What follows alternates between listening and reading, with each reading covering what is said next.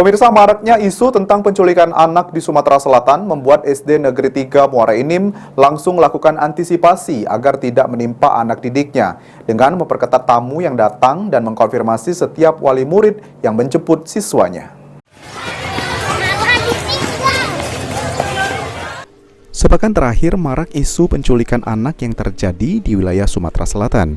Oleh karenanya, menanggapi isu tersebut, SD Negeri 3 Muara Enim segera melakukan antisipasi sekolah dengan memperketat pengamanan di kawasan lingkungan sekolah.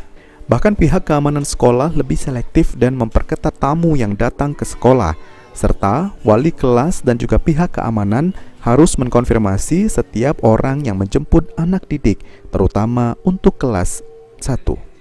Pihak sekolah sendiri telah menempatkan sejumlah CCTV di setiap titik guna memantau aktivitas yang terjadi dari anak didik di sekolah tersebut. Masalah isu penculikan yang namanya isu barang yang belum pasti ya kita, namun kita tetap waspada.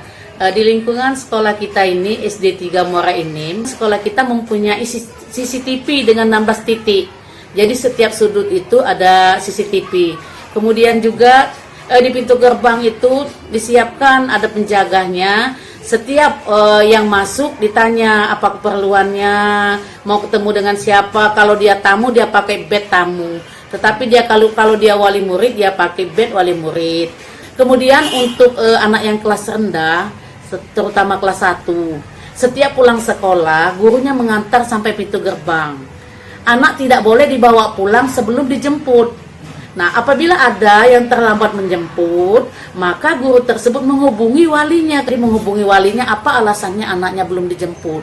Kami tetap waspada. Setiap harinya pihak keamanan sekolah harus mengenali wali murid yang menjemput siswa, serta pihak pengamanan sekolah akan memberikan tanda pengenal untuk tamu yang datang dan wali murid yang menunggu anak didik di dalam sekolah.